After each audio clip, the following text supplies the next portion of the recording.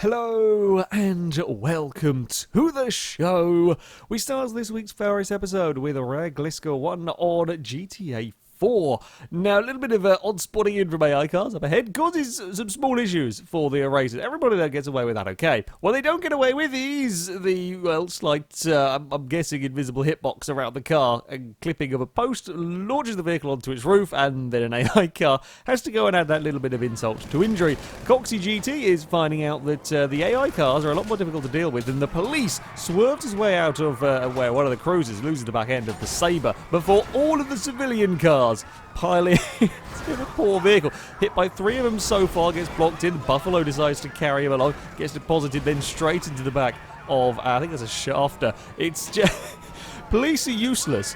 The FailRace Police Department living up to their name, but yeah, AI cars, normal civilian cars, quite difficult to deal with. Rexelvex on Forza Horizon 3 loses the back end in his Camaro. I don't quite know what causes the car to lift off the ground, whatever it is, sends the Chevrolet for a tumble, although in a true rally fashion lands perfectly back on his wheels and can carry on. Tara Taylor on Horizon 3 racing a Jeep up against, well, a Countach and a Corvette. Almost manages to get the lead, doesn't quite have the grip to fight with a Corvette. The Lamborghini, not so pleased about being overtaken by a Jeep, decides that the Jeep should go to space. That's, yeah, the wedge shape of a Countach is apparently quite useful for depositing off-road vehicles off of the Hot Wheels track. That is not a point that you want to be lifted up into the air and flung off of the course. Knight's Viper, again, racing around the Hot Wheels circuits on Horizon 3, manages to do a truly incredible job of threading the needle. So at this particular point in the circuit, if you're going fast enough, you can jump onto the higher part of the circuit. If not, you go to the lower one.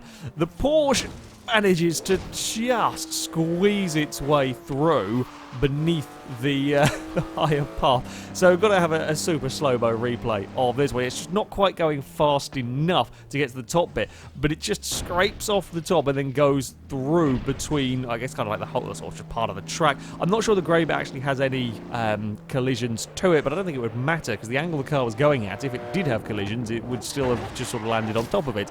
Either way, Tom's675 is finding a very peculiar glitch. I've seen many weird stuff in Horizon 3, but yeah, this is on the circuit that I used for the first rally car build series on this game, which I know very well and have driven many, many times. Never have some of the buildings from the festival spawned at the second corner. Yeah. There's no collisions to them, but I don't know what on earth they're doing there. Black and Red 81 on the crew, carrying too much speed at his Ford when it does a massive, massive wheelie on the central reservation. It comes back down again and can carry on fine. Not a particularly healthy looking Ford after all of that, but there we go. Warrior Oni on WRC5 with the Citroen. Turns in a little bit too soon, rides the banking amazingly despite being a very, very long way on its sides.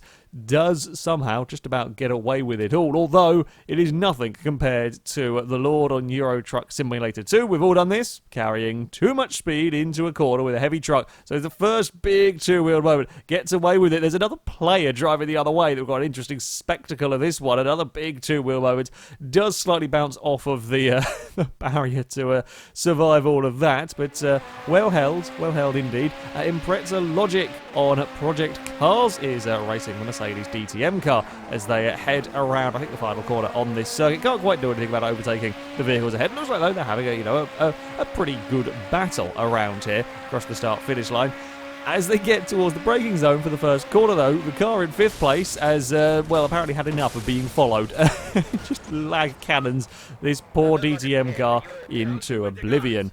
Timid Ninetails on Assassin's Creed 2 has got to try and escort and protect one of the gondolas that is, well, causing a little bit of chaos behind him. He runs off to go and get rid of the first of the guards, expecting the AIs to sort themselves out.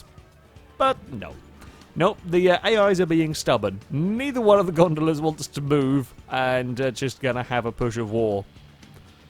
Well done, AIs. Well, even in a game not about vehicles necessarily, vehicle AI still managed to cock up. The real rocket on R-Factor, racing the Megane sort of cup cars. I love these vehicles. These are brilliant, brilliant cars. Some weird AIs are glitching out at the first corner here, and, well...